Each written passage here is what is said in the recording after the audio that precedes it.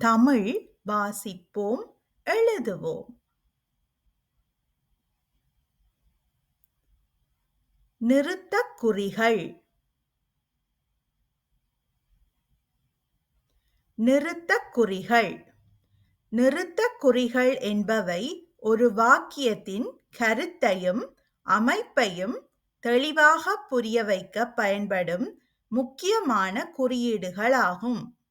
இவை எழுத்து மொழியில் இடைவெளி, உணர்ச்சி, வினா, ஆச்சரியம் போன்றவற்றை வெளிப்படுத்த பயன்படுகின்றன.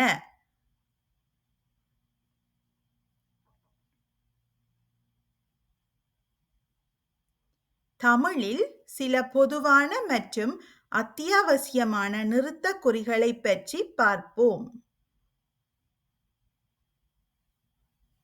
முற்றுப்புள்ளி. ஒரு வாக்கியம் முடிவடைந்ததை குறிக்க பயன்படும். உதாரணம்: நான் பள்ளிக்குச் சென்றேன்.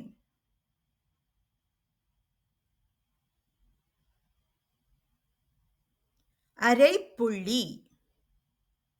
இரண்டு தொடர்புடைய வாக்கியங்களை இணைக்கும் போது பயன்படுத்தப்படும்.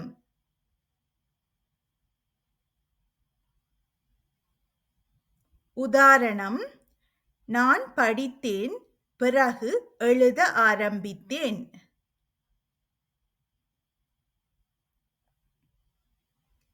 காற்புள்ளி. ஒரு வாக்கியத்தில் சிறிய இடைவெளி அல்லது பட்டியலிடும்போது பயன்படுத்தப்படும். உதாரணம்: எனக்கு பழங்கள், காய்கறிகள் பிடிக்கும்.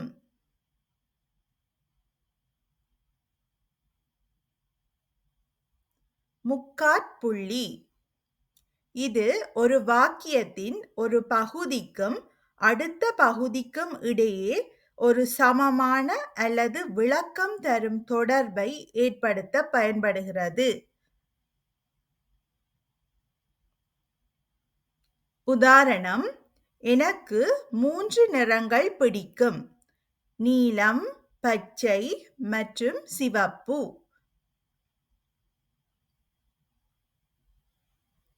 வினாக்குறி.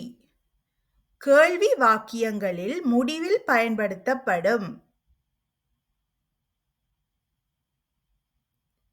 உதாரணம்: நீ எங்கே போகிறாய்? உணர்ச்சிக்குறி. ஆச்சரியம், மகிழ்ச்சி, வியப்பு, கோபம் போன்ற உணர்ச்சிகளை வெளிப்படுத்தும் வாக்கியங்களின் முடிவில் பயன்படுத்தப்படும். உதாரணம்: அடடா, எவ்வளவு பெரிய வீடு!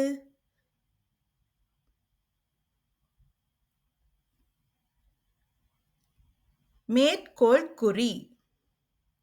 ஒருவர் பேசியதை அல்லது எழுதியதை அப்படியே சுட்டிக்காட்ட பயன்படுத்தப்படும். உதாரணம்: ஆசிரியர் நேரம் பொன் போன்றது என்று கூறினார்.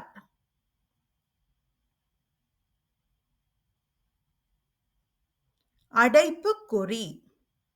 ஒரு வாக்கியத்தில் கூடுதல் விளக்கம் அல்லது தகவலை கொடுக்க பயன்படுத்தப்படும். உதாரணம்: திருக்குறளை தமிழின் மிகவும் முக்கியமான நூல் திருவள்ளுவர் இயற்றினார்.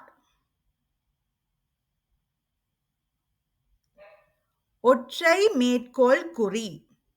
ஒரு வார்த்தையின் சிறப்பை குறிக்க அல்லது மேற்கோளுக்குள் வரும் மற்றொரு மேற்கோளை குறிக்க பயன்படுத்தப்படும்.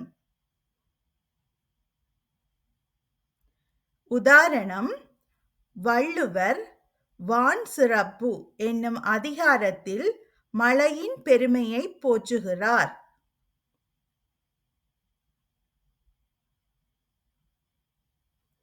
கேள்வி நேரம். ஒரு வாக்கியம் முடிந்து விட்டது என்பதை குறிக்க பயன்படுத்தப்படும் நிறுத்தக்குறி எது? ஏ. கால்புள்ளி. பி. முற்றுப்புள்ளி. சி. உணர்ச்சிக்குறி. டி. வினாக்குறி.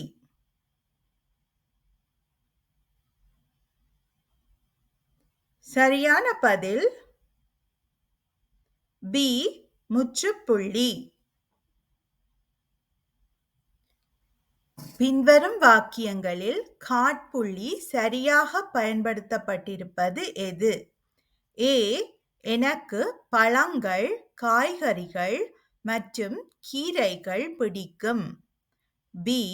அவர் வேகமாக ஓடினார், ஆனால் பரிசு வெல்லவில்லை. சி. அம்மா கேட்டார்கள், நீ எங்கே சென்றாய்? டி. ஐயோ, நான் தவறு செய்துவிட்டேன்.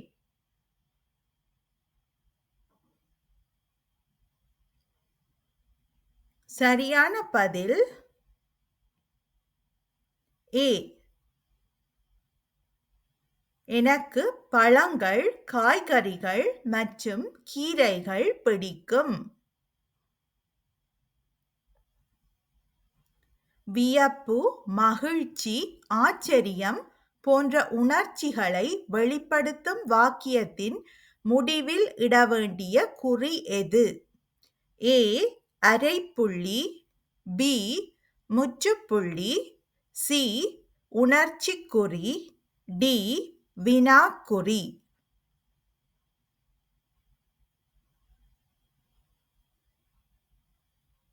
சரியான பதில் சி. உணர்ச்சிக்குறி.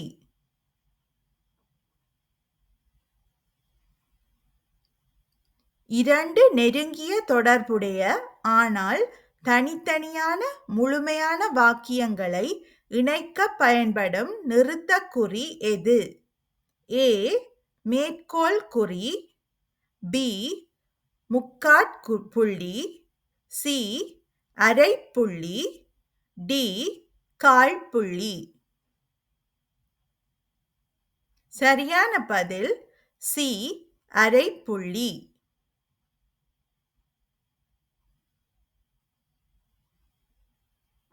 ஒருவர் பேசிய வார்த்தைகளை அப்படியே சுட்டிக்காட்ட பயன்படும் குறி எது? ஏ. ஒற்றை மேற்கோள் குறி. பி. அடைப்புக்குறி. சி. இரட்டை மேற்கோள் குறி. டி.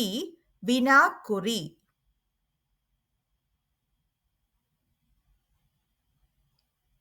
சரியான பதில் சி. இரட்டை மேற்கோள் குறி.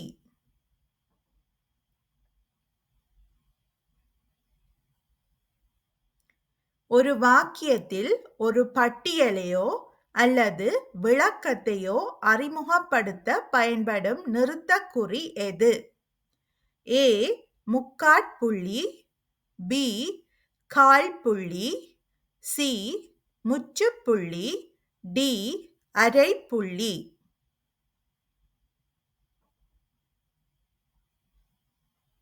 சரியான பதில்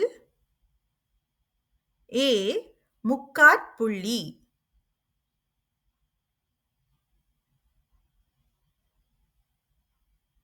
பின்வரும் வாக்கியத்தில் எந்த குறியீடு விடுபட்டுள்ளது? அடடா, என் பேனா உடைந்து விட்டதே. ஏ. உணர்ச்சிக்குறி. பி. முக்காற்புள்ளி. சி. வினாக்குறி. டி. அரைப்புள்ளி.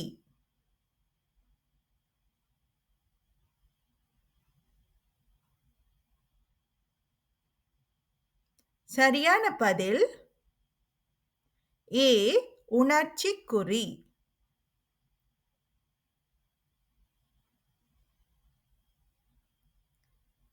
கூடுதல் தகவலை அல்லது விளக்கத்தை அடைத்து வைக்க பயன்படும் நிறுத்தக் குறியீடு எது?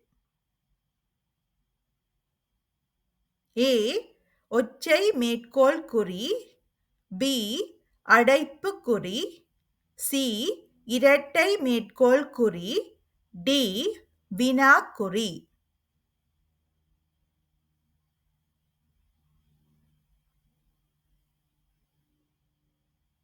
சரியான பதில் பி. அடைப்புக்குறி.